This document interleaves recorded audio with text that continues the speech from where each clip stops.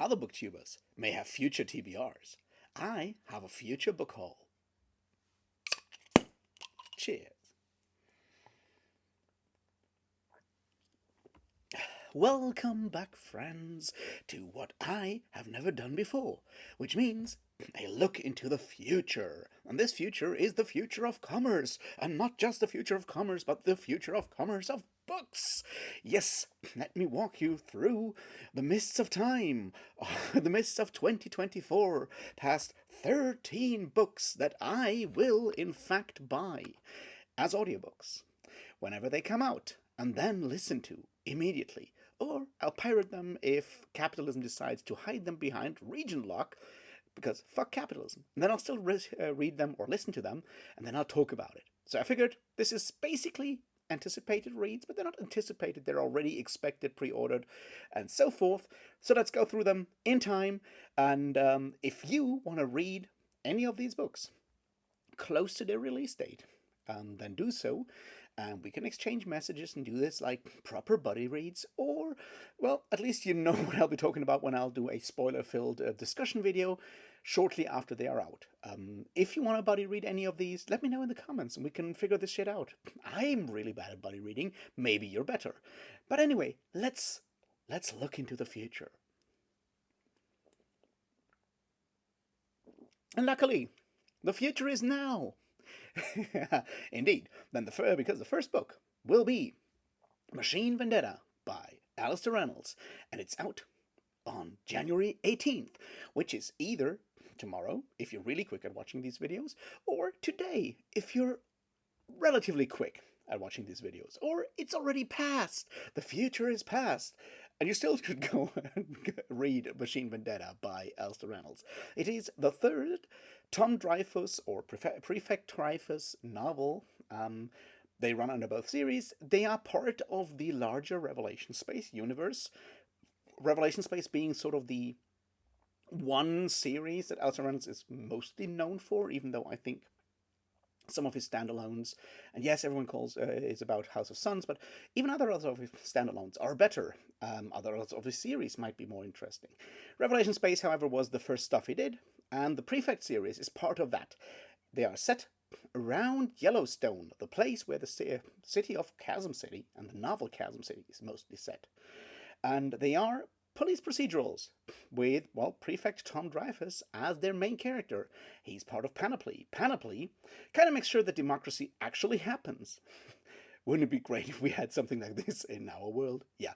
Anyway, they are police procedurals, and they lead up to a major event. Those of you who have read Chasm City kind of know what I'm hinting at, and they're sort of in the time before that. The Prefect is really cool. Elysium Fire came out in 2018. I have very little memories of it, which is why I've decided to reread those two and then read the third one, Machine Vendetta, which comes out on the 18th of January. And if you like your sci-fi, somewhere between hard-ish sci-fi and space opera, let's call it sort of medium hard, okay? Medium hard sci-fi. Then, well, everything Alistair Reynolds does is always great, so go read it. Why don't you? It's going to be really good. And maybe read The Prefect before. Maybe you also read Elysium Fire. I can't say whether it's necessary or not, because, as I said, my memory is a sieve. Anyway, that's the first one. What will be the second one, you wonder? So do I. And as we pass through the mists of the future, we reach February the 23rd. And we reach Gog Magog by Jeff Noon and Steve Beard. Now, that's a weird one. At least that's what I was promised, and that's what I expect. See, Jeff Noon has been around for a while. He's a writer of mostly weird-ish sci-fi and fantasy-ish stuff. He's not quite part of the new weird, but he's been around for a while and doing stuff that's outside of what people expect from fantasy or sci-fi. So has Steve Beard. They've been around for a while, and they've decided to write not one book, but two books. Will the second one also come up in this long look into the future? Well, you better wait and watch the whole thing till nearly the end. But that was not a spoiler. Anyway, Gog Magog is part one of the Chronicles of Ludwig, a series that is compared in very much to be trusted back cover blurbs to both Gormenghast and Perdido Street Station, and those are already, good reasons to read something. It's about a boat tour on a river in an undead dragon. Yes, in the dragon. And it has a creature with a crystal skull. And I do really hope that Indiana Jones will not show up in this one. I'm pretty sure he won't. So the point is, it's really weird, out there stuff. And I like that. I also like books that are set on rivers. I really enjoyed both, Fever Dream by George R. R. Martin and the one thing that I always forget the title by John Orner Jacobs, which is sort of on a steamship in a fantasy world. And I think it's called The Incorruptibles. Don't quote me on that one. But maybe look it up, and if you find it, go read it, because it was really cool. Anyway, so that's Gog Magog. I have no idea what it will really be about, but, rivers in undead dragons on a way to a city called Ludwig that is definitely not London. I'm pretty sure this will be fun. And that's February. And now we need to buckle up and take a long, long jump into May. The 14th to be precise, because our third stop is on the 13th of May when Peter S. Beagle releases his new book, I'm Afraid You've Got Dragons. Now, I hope I don't have to explain who Peter S. Beagle is. I'm going to do it anyway because, runtime and whatnot. Peter S. Beagle wrote a book called A Fine and Private Place, which is about a guy living in a cemetery. And you haven't heard of it, I'm pretty sure, but there's a new audiobook out, narrated by Neil Gaiman. He also wrote a book called Leela the Werewolf. You probably also haven't heard of that one. Maybe you have. It's about a werewolf. And he wrote a book that nobody ever heard about. It's called The Last Unicorn. Someone made a movie about it, and then everyone loved it. Anyway, Peter S. Beagle, obviously been around forever, writer of great fantasy, sort of in the more meta side of things, playing with stereotypes from fantasy, fairy tale, and so forth. An ancient person by now, finally comes out with a new novel, and as I said, it's called I'm Afraid You've Got Dragons, and I'm Afraid You've Got Dragons is about a dragon hunter. Only dragon hunters are more like, pest exterminators in our world, because dragons are a bit of a problem in that world. And our dragon hunter has a bit of a problem because he doesn't want to be a dragon hunter. He likes dragons. He even has pet dragons.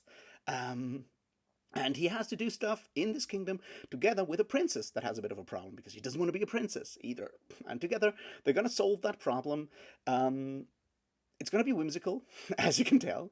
It's going to be meta, playing with a lot of fairy tale cliches and stereotypes. It's going to have that very warm, loving atmosphere, the tender approach that all of Peter S. Beagle's novels have. And I know that because on Tor.com, which is almost going to be Reactor now, there was the first chapter from that book, like last year, and nobody noticed. Anyway, that's the third stop on our tour on the 14th of May. And now we jump again, all the way to July. And July is going to hit real hard. See, there's going to be one book in July, and it's coming out on the 9th of July, and it's going to be Navola by Paolo Bacigalupi.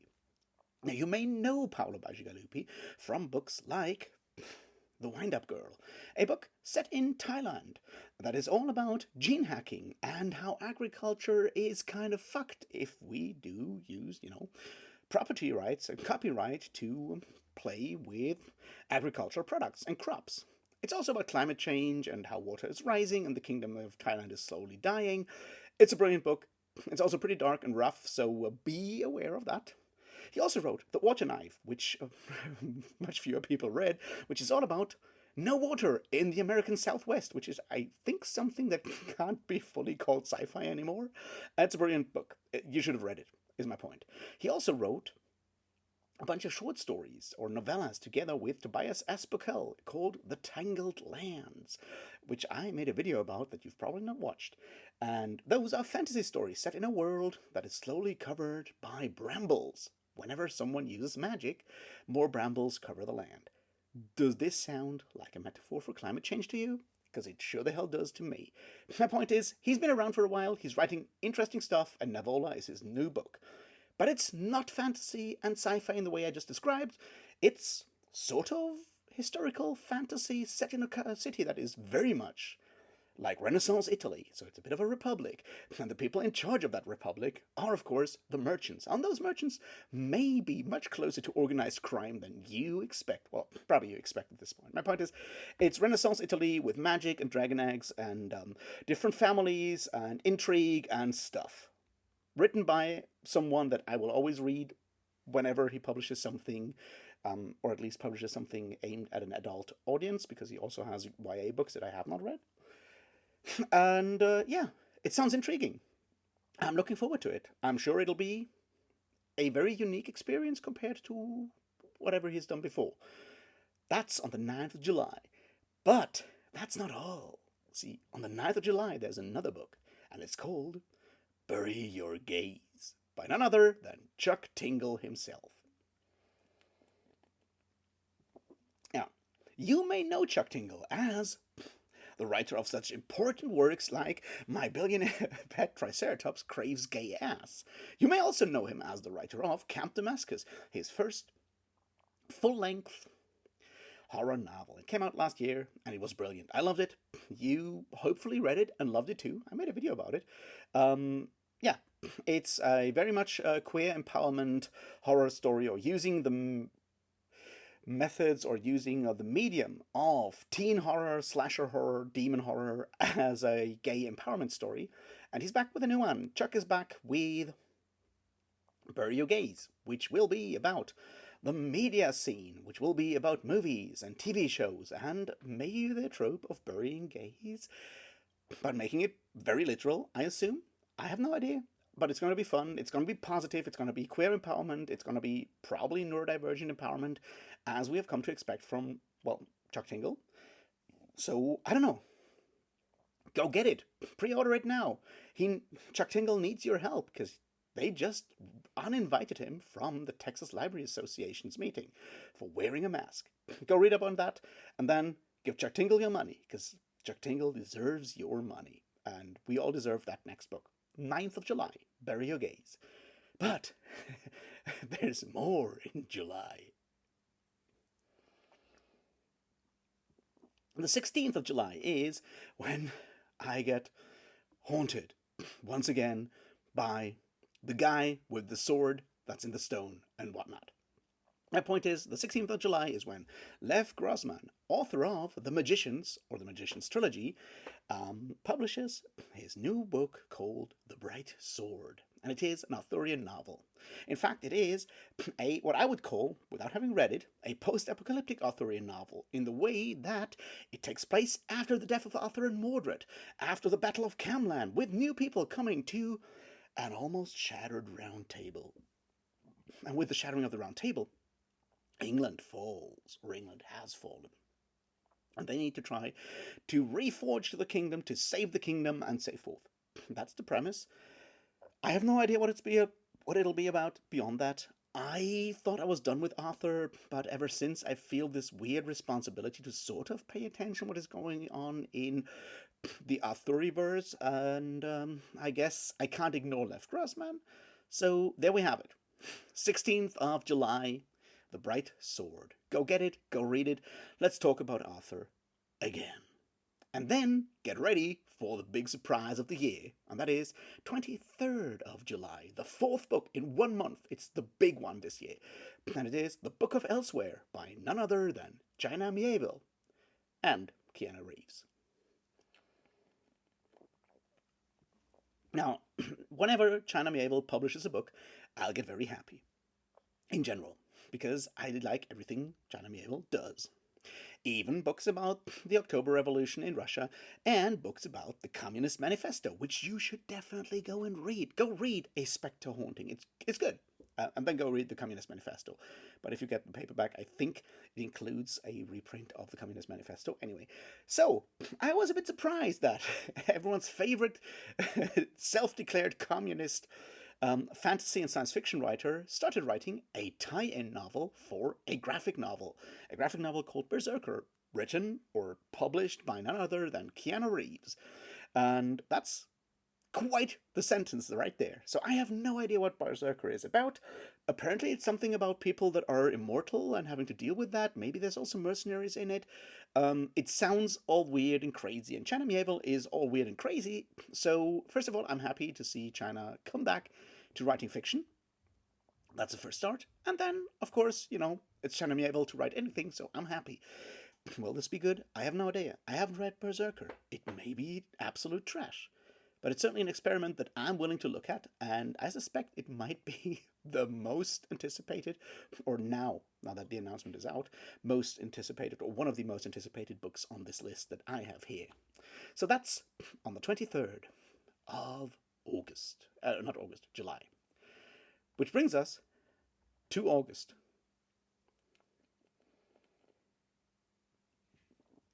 20th of August. Nalo Hopkinson, Blackheart Man. Now, I don't know if you've read anything by Nalo Hopkinson, but you should. There is The Midnight Robber, which apparently is really dark, and I haven't read it yet. And then there is The Salt Roads, and The Salt Roads is really dark, and I read it last year, and it's brilliant. It is about different women in different timelines, all the way from the fourth century? The 4th century CE, all the way up to the 19th century. It's about slavery, it's about the roles of women under patriarchy. It's a powerful book. It's a really important book. Nalo Hopkinson being one of the few fantasy writers with a Caribbean background that we have, or that have been, around for a while and have had major mainstream publishing success, so to speak. And that's what we get from Blackheart Man, apparently. It's about an island. It's about a fleet of colonizers trying to force people to trade with them. And you may have heard of that before somewhere. Maybe. It's also about folk magic. It's about resistance. Yeah, it's going to be a brilliant book. I expect nothing less from Nalo Hopkinson, and I am incredibly excited for this one. As I said, it's a bit out there, probably, but it's the kind of out there that we need more of. So that's the 20th of August. Nalo Hopkinson, The Blackheart Man. Which brings us to, and I hope I haven't missed one, the 1st of October, or May the 24th of September, and Alan Moore, another one of these big names. Alan Moore publishing The Great Wen, the first part of his Long England series, which has 4 books, I suspect. It's set in 1949. It is about England. It's about weird stuff. It has a talking cat that Alan Moore claims is really obnoxious. I'm inclined to take him by his word there. It's also apparently based partly on Alan Moore's dream journals, and I'm sure we all did never ever want to know what is in Alan Moore's dream journals, but we're going to find out no matter what on the 1st of October or the 24th of September, when the book, The Great Wen, will be published. And I'm going to read it. I'm really excited for that one too. That brings us to November, the 12th of November, possibly, probably, maybe, who knows. The Navigator's Children by Tad Williams. See, I'm a bit careful with that one because the date are pushed back already for a year, and it may just be a placeholder for now. But Ted Williams' final novel of the Last King of Ostenard series is coming out, and I'm going to read the other 3 before then, and then I'm going to read the 4th one. And then I'm eagerly awaiting the first Parliament of Ostenard, or the first Prime Minister of Ostenard, or the first President of Ostenard. I have no idea what will come afterwards, but this is what I'm going to do this year. I'm going to read The Last King of Ostenard, all 4 books, whenever The Navigator's Children will come out. Right now, the official date is the 12th of November, so you better put that down in your book, in your list. Let's move forward to the 26th of November. Remember when I said to remember something? Now you probably forgot. My point is, 26th of November, Jeff Noon, Steve Beard, Ludloda, Part 2 of the Chronicles of Ludwig. This is obviously the other half of Gog Magog. I have no idea what it is about, but it's more about, river travels in an undead dragon and a city called Ludwig that needs to be defended. Crystal skulls may be involved. Fedora wearing archaeologists are hopefully not to be seen. But yeah, I'm going to read Gog Magog, so I may as well just finish the whole thing. So that's what's going to happen around the 26th of November with Ludda. And I hope I did not mispronounce it too brutally, because I have no idea. Point is, it'll be out, it'll be crazy. I expect you all to read it, sort of. Which brings us to the final one. The final one on St. Nicholas Day. On St. Nicholas Day, Brandon Sanderson himself will put on a white beard and all the other paraphernalia, come through your chimney, and deliver Wind and Fury, Book 5 of the Stormlight Archives. Now, I have no idea what the Stormlight Archives are about. I expect they have a very, very elaborate magic system that may be highly implementable for both a tabletop role-playing game or a computer game. They may also have characters that are accessible to just about everyone. And I think they all have way over 1,000 pages. They do have storms, lights, and an archive, I assume. My point is, I don't know what they're about yet. They're part of the Cosmere. I said I'll read a lot of Sanderson this year, and I want this whole thing to end on around that time with the 5th book of the Stormlight Archives, which will end the first arc of the Stormlight Archives. It'll be Wind and Fury, as far as I know. So that's hopefully 13 books. I said 13. Let me count through them once. Machine Vendetta, 18th of January. Gog Magog, 23rd of February. I'm Afraid You've Got Dragons, on the 14th of May. Navola, 9th of July. Bur Gaze, 9th of July. The Bright Sword, 16th of July. The Book of Elsewhere, China Mieville and Keanu Reeves, on the 23rd of July. Blackheart Man, on the 20th of August. And this is where I realize I forgot one. The one I forgot! The Mercy of Gods, which is not part 3 of this Bloodsworn trilogy, Bloodsworn saga, but it is James S.A. Corey's new one, part of a ongoing trilogy by the two guys that brought us The Expanse. It's sci-fi. It may have a Hunger Games component, from what I can tell, and it's a sci-fi book. Y'all gonna read it. It's about humans being kidnapped by aliens, being put through some kind of competition, and the ones that win are then used to fight against other aliens. That's what I found out, or that's what I remember from my looking at stuff. I don't know. I did enjoy The Expanse. Everyone loved The Expanse. It is certainly one of the more important current SF books if you're into more traditional sci-fi. So I expect this one to be at least entertaining. And yeah, I mean, if you're into contemporary sci-fi of the more traditional kind, somewhere between space opera and a bit of hard SF, but mostly space opera, it pays, to look at what James S.A. Corey, which is, of course, Daniel Abram, fantasy writer of the Long Price Quartet and other books, and Ty Frank, former assistant to George R. Martin, are writing in their sci-fi sphere. I'm sorry for messing this all up. I don't have a script. I mean, I can't use a script, so this is my brain. So, yeah, you have it. 6th of August, The Mercy of Gods. Sci-fi, sort of, weird space opera by James S.A. Corey. Go read it. I think everyone's going to read it. And then, 6th of December, the last one. So now we have them all. Let's go through them one final time. 18th of January, Alistair Reynolds, Machine Vendetta, the 3rd Prefect Dreyfus novel. 23rd of February, Jeff Noon, Steve Beard, Gog Magog, Part 1 of the Chronicles of Ludwig. 14th of May, Peter S. Beagle, I'm Afraid You've Got Dragons. 9th July, Navola by Pao Jalopi. 9th of July, Chuck Tingle, Bur Gaze. I'm running out of fingers. 16th of July, The Bright Sword by Lev Grossman.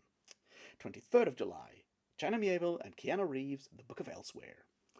6th of August, hell yeah, James S. A. Corey, The Mercy of Gods.